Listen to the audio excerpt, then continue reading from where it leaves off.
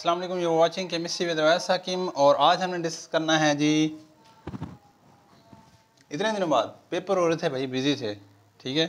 और आपके फ्यूचर से ज़्यादा जो है वो कोई भी काम नहीं है, इसलिए आपने कभी भी अपनी पढ़ाई पे कंप्रोमाइज़ नहीं करना, ठीक है। अब तकरीबन 20 दिन से ज़्यादा हो गए थे, मैंने कोई वीडियो भी नहीं बनाई थी, लेकिन मेरे पेपर हो रहे थे तो मैंने अपनी पढ़ाई पे कंप्रोमाइज़ नहीं किया, ठीक है। तो आपने अपनी पढ़ाई पे कंप्रोमाइज़ बिल्कुल भी नहीं करना। कोई भी काम आ जाए वो बाद में हो सकता है, लेकिन पढ़ाई आपकी बाद में नहीं हो सकती। जो अभी टाइम है इस टाइम में करना है, ठीक है। तो जैसे मैंने कंप्रोमाइज़ नहीं किया, 24 दिन का डिले हो गया, कोई बात नहीं, पढ़ाई पे मैंने कंप्रोमाइज़ नहीं किया। तो आपने भी अपनी पढ़ाई पे कंप्रोमाइज़ नहीं करना, चाहे बाकी काम डिले हो जाएँ तो फिर बाद में हो जाएंगे। अब जैसे वीडियो ये बाद में बन सकती है, लेकिन पढ़ाई बाद में कैसे होती। ओके, तो हम टॉपिक की तरफ आते हैं। वीडियो कंप्लीट देखना है आपने। और आज हमारा टॉपिक है जी वेपर प्रेशर। अगर आपने इवेपोरेशन वाली वीडियो नहीं देखी तो इवेपोरेशन वाली वीडियो देख लें, ठीक है। लिंक यहाँ पे मैं आई कार्ड में दे दूँगा, डिस्क्रिप्शन में भी लिंक होगा, जाकर आप देख सकते हैं। और अगर कोई स्पेसिफिक वीडियो आप देखना चाहते हैं किसी चैप्टर की, तो 9 चैप्टर नंबर 5 हम पढ़ रहे हैं, तो आप प्लेलिस्ट में जाइएगा। प्लेलिस्ट में जाकर वहाँ पर हर एक चैप्टर की सेपरेट जो है वो ग्रुप बना हुआ है, उसमें सारी उस चैप्टर के रिलेटेड वीडियोस हैं। तो उस प्लेलिस्ट के अंदर जाकर आप देख सकते हैं, हर चैप्टर की अलग प्लेलिस्ट बनी हुई है, तो वहाँ से आप जाकर आराम से देख सकते हैं, आपको फाइंड करने में आसानी होगी, ठीक है। तो वेपर प्रेशर क्या चीज़ होती है, सबसे पहले हम डिस्कस करते हैं इवेपोरेशन क्या होती है। तो लास्ट वीडियो में मैंने आपको बताया था, the process in which a liquid converts into a gas is called evaporation, vapours बनना। ओके, अभी हम ज़रा उसी को ज़रा रिवाइज करते हैं। लास्ट टाइम हम ये बात कर रहे थे कि अगर आप कोई कंटेनर ले लेते हैं, उस कंटेनर के अंदर आप कोई भी लिक्विड मॉलिक्यूल इसमें आप पुट कर देते हैं, कोई भी लिक्विड सब्सटेंस से वाटर आपने इसमें पुट कर दिया, इसको नीचे से हीट करने लग गए हम, ठीक है। तो मैंने आपको हीट की बात की थी। वैसे अगर आप हीट ना भी करें तो रूम टेम्परेचर पर भी इवेपोरेशन होगी। इनफैक्ट 0 डिग्री सेंटीग्रेड पर भी इवेपोरेशन होती है वाटर के अंदर, because evaporation is a continuous process, लेकिन वो जो इवेपोरेशन होती है बहुत कम होती है, ठीक है। तो इसलिए अगर आप नीचे हीट करेंगे तो इवेपोरेशन आप इसको अच्छे तरीके से ऑब्जर्व कर सकते हैं। ओके, सो नीचे सेपरेट लैम्प रख लेते हैं जी, पुराने ज़माने का है। तो जैसे आप इसे हीट अप करते थे, इवेपोरेशन होती थी और ये जो वेपर्स थे ये एटमॉस्फेयर में चले जाते थे। अब मैं कहता हूँ आप इसे कवर कर लो, ऊपर से इसको ढक लो किसी चीज़ से। जब आप इसको कवर कर लेंगे तो फिर क्या होगा, देखें, ये वेपर्स ऊपर आएंगे, ये लिक्विड मॉलिक्यूल्स कन्वर्ट होंगे वेपर्स में, ये ब्लू वाले वेपर्स हैं, ये ऊपर आएंगे, जब इस सरफेस से टकराएंगे तो ये वापस किस में कन्वर्ट हो जाएंगे, ड्रॉप्स के अंदर। यानी ये गैसियस फॉर्म से किस में कन्वर्ट हो जाएंगे, लिक्विड फॉर्म में कन्वर्ट हो जाएंगे, ठीक है। एक टॉपिक मैंने कंडेंसेशन पे भी वीडियो बनाई थी, तो कंडेंसेशन को भी हम यहाँ डिस्कस कर लेते हैं। देखें, शुरू में आपने एक लिक्विड को हीट करना शुरू किया, तो लिक्विड जो है वो लिक्विड से किस फॉर्म में कन्वर्ट होना शुरू हुआ, गैस फॉर्म में कन्वर्ट होना शुरू हुआ। This was evaporation. इसे हमने क्या कहा, ये इवेपोरेशन है, ठीक हो गया, ये इवेपोरेशन है। ओके, नेक्स्ट अब आप क्या करते हैं, अब आप इस गैस को थोड़ा ठंडा करने लगते हैं, या ये गैस मॉलिक्यूल यहाँ ऊपर इस इस लेयर से, इस बर्तन से टकराते हैं, जिस बर्तन का जो टेम्परेचर है वो यहाँ के मुकाबले में थोड़ा कम है, तो इसलिए ये वापस किस में कन्वर्ट हो जाते हैं, ड्रॉप्स के अंदर कन्वर्ट हो जाते हैं, यानी गैस से दोबारा लिक्विड में कन्वर्ट हो जाते हैं। This is condensation. ये दोनों चीज़ें हम डिस्कस कर चुके हैं। ओके, सो आपने जब हीटअप करना स्टार्ट किया, ये लिक्विड मॉलिक्यूल जो है वो किस में कन्वर्ट हुआ, गैस मॉलिक्यूल में, मींस इवेपोरेशन हुई।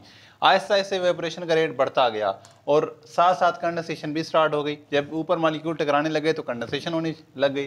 तो आहिस्ता आहिस्ता क्या हुआ, जितना लिक्विड गैस में कन्वर्ट हो रहा था उतना ही गैस लिक्विड में कन्वर्ट होना शुरू हो गया। मींस जो रेट ऑफ इवेपोरेशन था वो इक्वल हो गया रेट ऑफ कंडेंसेशन। मतलब हम ये देखते हैं, हम एग्जाम्पल के लिए समझ लेते हैं कि यहाँ से पहले 20 मॉलिक्यूल जो हैं वो लिक्विड से वेपर्स में कन्वर्ट हुए, 20 मॉलिक्यूल्स। उन 20 में से सिर्फ 5 मॉलिक्यूल जो थे वो दोबारा किस में कन्वर्ट हो गए, हमारे पास लिक्विड्स के अंदर, यानी 5 मॉलिक्यूल्स। यानी शुरू में क्या हुआ, 20 मॉलिक्यूल्स गैस लिक्विड से गैस में कन्वर्ट हुए, और उन 20 में से 5 मॉलिक्यूल जो है वो किस में कन्वर्ट हो गया, हमारे पास दोबारा लिक्विड के अंदर। यानी हमारे पास अभी भी गैस फॉर्म में अंदर कितने मॉलिक्यूल्स रहेंगे, 15 मॉलिक्यूल अभी भी गैस फॉर्म में हमारे पास रहेंगे। ओके, अब आहिस्ता आहिस्ता आप और हीटअप करते जा रहे हो, लिक्विड मॉलिक्यूल और ज़्यादा से ज़्यादा किस में कन्वर्ट होते जा रहे हैं, गैस के अंदर, और फिर ऊपर से कंडेंसेशन भी हो रही है, तो गैस मॉलिक्यूल भी किस में कन्वर्ट होते जा रहे हैं, लिक्विड के अंदर।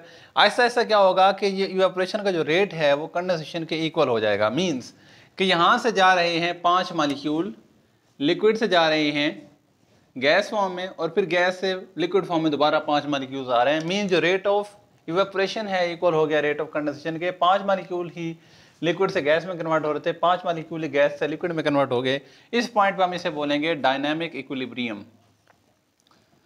ये हमारे पास एक डायनामिक इक्विलिब्रियम स्टैब्लिश हो गया। अब यहाँ पर मैं एक सवाल ये करता हूँ, क्या number of molecules in liquid और वेपर्स बराबर होगा? मींस कि जितने वेपर्स की फॉर्म में यहाँ होंगे उसकी तादाद लिक्विड वालों की तादाद के बराबर होगी? नहीं, ऐसा नहीं होगा। वेपर्स हमेशा ज़्यादा होंगे क्योंकि इवेपोरेशन पहले हुई थी। पहले इवेपोरेशन हुई है, 20 मालिक्यूल्स वेपर्स में कन्वर्ट हुए हैं, तब जाकर 5 मालिक्यूल जो हैं वो किस में कन्वर्ट हुए हैं? वेपर से गैस में, सॉरी वेपर से किस में कन्वर्ट हुए? लिक्विड में। तो अभी 20 मालिक्यूल ऊपर गए जिनमें से 15 वेपर्स की फॉर्म में रहे, 5 जो है वो लिक्विड में कन्वर्ट हो गए। 20 और ऊपर गए जिनमें से 15 वेपर्स में रहे, 5 किस में कन्वर्ट हो गए? हमारे पास किस में कन्वर्ट हो गए? लिक्विड्स के अंदर। तो ऐसा ऐसा लिक्विड में कन्वर्ट होना बढ़ता जाएगा, लेकिन उस पॉइंट पर भी वेपर्स अभी भी उसमें मौजूद रहेंगे। मैं कह रहा हूँ 5 इसमें कन्वर्ट हुए लिक्विड से गैस में, 5 ही गैस से लिक्विड में। जो पहले से वेपर्स में थे वो तो अभी भी गैस फॉर्म में रहेंगे, और वो जो होंगे वो इसके ऊपर कुछ ना कुछ प्रेशर एक्सर्ट कर रहेंगे। इसके ऊपर क्या करेंगे? इस लेयर के ऊपर, इस सरफेस के ऊपर, इस लिक्विड के सरफेस के ऊपर क्या करेंगे? कुछ ना कुछ प्रेशर एक्सर्ट करेंगे। वो जो प्रेशर होगा वो प्रेशर होगा जो वेपर एक्सर्ट कर रहे हैं on the surface of its liquid. उस प्रेशर को हम वेपर प्रेशर कहेंगे। ठीक है ये कंसेप्ट की बात मैंने आपको समझाई। तो अब इसकी डेफिनेशन लिखेंगे। तो डेफिनेशन क्या होगी? The pressure exerted by the vapors on the surface of liquid is called vapor pressure. For example, this was definition, और अगर एग्जाम्पल की हम बात करें,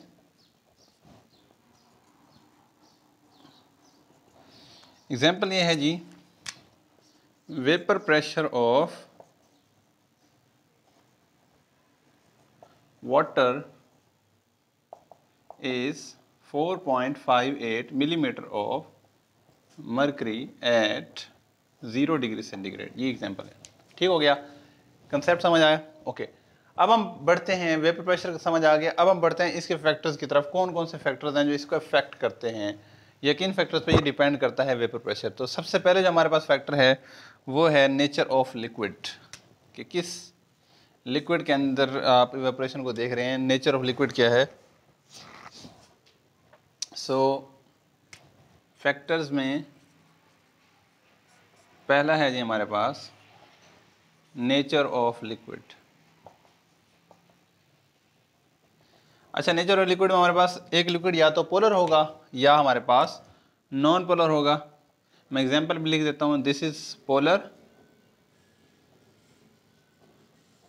और या तो हमारे पास क्या हो सकता है? Non polar. नॉन पोलर की भी मैं एग्जांपल लिख देता हूँ जी, C6H14 hexane is non polar. और एक और एग्जांपल ले लेते हैं जी, this is also a non polar benzene. Benzene भी नॉन पोलर लिक्विड है।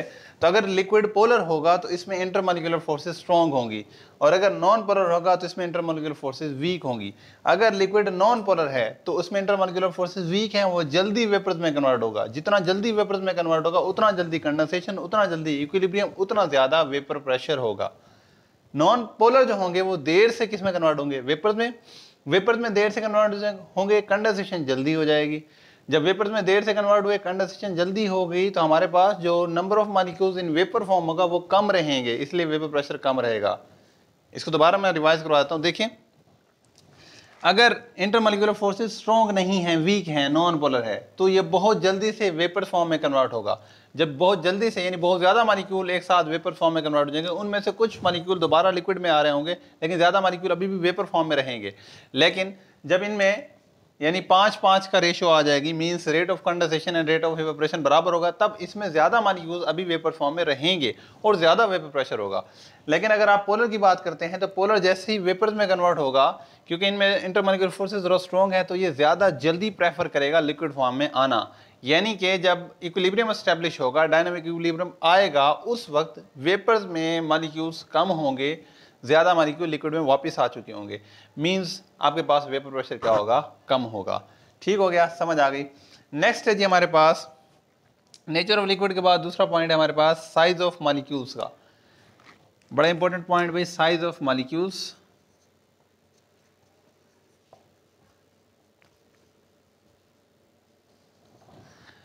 अब साइज ऑफ मॉलिक्यूल बड़ा मैटर करता है। देखें, अगर बड़े साइज के मॉलिक्यूल्स होंगे तो वो देर से इवेपोरेट होंगे, देर से इवेपोरेट होंगे तो इक्विलिब्रियम जल्दी एस्टेब्लिश होगा और कम मॉलिक्यूल्स वेपर्स की फॉर्म में रहेंगे। और अगर कम साइज के, छोटे साइज के मॉलिक्यूल्स होंगे तो वो बहुत जल्दी इवेपोरेट हो जाएंगे, और जितना ज़्यादा फास्ट इवेपोरेशन होगी उतना देर से इक्विलिब्रियम एस्टेब्लिश होगा और ज़्यादा मॉलिक्यूल्स जो हैं वेपर फॉर्म में अवेलेबल होंगे और ज़्यादा वेपर प्रेशर एक्सर्ट होगा। तो हम इनमें एग्जांपल ले लेते हैं। अगर हमारे पास हेक्सेन है, इसका मैं हेक्सेन का कंपैरिजन कर लेते हैं जी। हेक्सेन का कंपैरिजन हम कर लेते हैं डिकेन के साथ। So decane containing 10 carbon atom having large molecular size, इसका साइज ज़्यादा है, 6 कार्बन एटम है, साइज कम है। साइज ज़्यादा तो देर से इवेपोरेशन होगी, देर से इवेपोरेशन होगी, स्लो इवेपोरेशन होगी, तो जल्दी से क्या हो जाएगा, इक्विलिब्रियम एस्टैब्लिश, और वेपर्स की फॉर्म में मॉलिक्यूल्स कम होंगे तो वेपर प्रेशर भी कम होगा। बहुत जल्दी क्या होगी इवेपोरेशन, साइज कम है, इवेपोरेशन बहुत जल्दी। अब मैं इसके एक और एग्जांपल लेता हूँ, इवेपोरेशन इसमें और ज़्यादा, ये तो होती रूम टेम्परेचर पे गैस है, ये लिक्विड है, ठीक है, तो इवेपोरेशन और ज़्यादा है, बहुत ज़्यादा। इवेपोरेशन ज़्यादा, वेपर प्रेशर भी ज़्यादा। इवेपोरेशन ज़्यादा होगी तो बहुत जल्दी क्या होगा, इक्विलिब्रियम एस्टैब्लिश नहीं होगा, ज़्यादा मॉलिक्यूल्स अभी वेपर फॉर्म में रहेंगे और ये ज़्यादा क्या एक्सर्ट करेंगे, वेपर प्रेशर एक्सर्ट करेंगे, ठीक है। नेक्स्ट हमारे पास जो पॉइंट है वो है हमारे पास टेम्परेचर का। मैं यहाँ लिख देता हूँ जी। टेम्परेचर की बात करें तो सिंपल सी बात है जी, टेम्परेचर बढ़ाने से इंटरमॉलिक्यूलर फोर्सेस वीक होंगी, जितनी इंटरमॉलिक्यूलर फोर्सेस वीक होंगी उतने वेपर ज़्यादा बनेंगे, उतना वेपर ज़्यादा, जितने वेपर ज़्यादा बनेंगे उतना ही वेपर प्रेशर ज़्यादा होगा, सिंपल। यानी temperature is directly proportional to vapour pressure. Temperature जितना ज़्यादा होगा वेपर प्रेशर उतना ज़्यादा होगा। टेम्परेचर जितना ज़्यादा होगा उतना ही ज़्यादा स्पीड से मॉलिक्यूल्स जो होंगे वो लिक्विड फॉर्म से गैस फॉर्म में जाएंगे, उतना देर से इक्विलिब्रियम एस्टैब्लिश होगा और ज़्यादा मॉलिक्यूल्स वेपर फॉर्म में अवेलेबल होंगे जो कि सरफेस के ऊपर ज़्यादा प्रेशर एक्सर्ट कर पाएंगे। So temperature will be directly proportional to the vapour pressure. Example की अगर हम बात करें यहाँ पर, तो हम कंपेरिजन ले सकते हैं between water molecules at 0 degree centigrade and 100 degree centigrade. तो अगर एट 0 डिग्री सेंटीग्रेड की बात करें तो जो वाटर मॉलिक्यूल्स होगा उसका जो वेपर प्रेशर होता है वो होता है जी 4.58 millimetre of mercury. Okay, next अगर आप बात करते हैं टेम्परेचर इंक्रीज करके 100 डिग्री सेंटीग्रेड कर देते हैं तो ये हो जाता है 760 millimetre of mercury. So when temperature increases vapour pressure increases, और जब टेम्परेचर कम होगा वेपर प्रेशर कम होगा। So this is direct relation between vapor pressure and temperature. So that was all about the topic of vapor pressure. So what is vapor pressure? The pressure exerted by the liquid, exerted by the vapors on the surface of the liquid at dynamic equilibrium between rate of evaporation and rate of condensation. Concept की बात समझा दी। Factors की बात करें तो nature of liquid, size of molecules, temperature, ये major factors हैं जो डिपेंड करती है वेपोरेशन, फिर वेपर प्रेशर इनके ऊपर। सो नेचर ऑफ मॉलिक्यूल या नेचर ऑफ लिक्विड की बात करें तो अगर पोलर होगा तो इंटरमॉलिक्यूलर फोर्स स्ट्रॉन्ग होंगी, नॉन पोलर होगा तो वीक होंगी। पोलर होगा तो इंटरमॉलिक्यूलर फोर्सेस स्ट्रॉन्ग होंगी, देर से वेपर बनेंगे, कम फॉर्म में वेपर होंगे, वेपर प्रेशर कम होगा। जल्दी से वेपर बनेंगे, ज़्यादा फॉर्म में, ज़्यादा नंबर्स में वेपर्स होंगे और ज़्यादा वेपर प्रेशर होगा। साइज़ की बात करें तो लार्ज मॉलिक्यूल, लार्ज साइज़ वाले मॉलिक्यूल बहुत जल्दी इवेपोरेट नहीं होते। सिंपल सी मैं आपको बात कहता हूँ, एक दुबला पतला लड़का आप खड़ा करते हैं और एक जो है थोड़ा सा हैवी लड़का खड़े हैं, उनको कहें आप जंप लगाएं, कौन ऊपर ज़्यादा ऊपर तक जंप लगाएगा? ऑब्वियसली जिसका साइज़ कम होगा। सो टेम्परेचर की बात करें, temperature is directly proportional to vapour pressure. Temperature ज़्यादा होगा तो वेपर प्रेशर क्या होगा? ज़्यादा होगा। टेम्परेचर कम होगा तो वेपर प्रेशर भी कम होगा। एग्जाम्पल में देखें तो 0 डिग्री सेंटीग्रेड पर वाटर का vapour pressure 4.58 millimetre of mercury या टॉर होता है, और 100 डिग्री सेंटीग्रेड पर ये 760 मिलीमीटर ऑफ मरकरी हो जाता है। 760 वाला टॉपिक को, इस पॉइंट को नेक्स्ट वीडियो में डिस्कस करेंगे बॉइलिंग पॉइंट में। इस वीडियो में इतना ही। अगर अब तक वीडियो देखी और अच्छी लगी तो लाइक करें, दोस्तों के साथ शेयर करें। बहुत दिन बाद आया हूँ भाई, ठीक है। ओके, सो नेक्स्ट वीडियो में मिलते हैं, तब तक के लिए अल्लाह हाफिज़।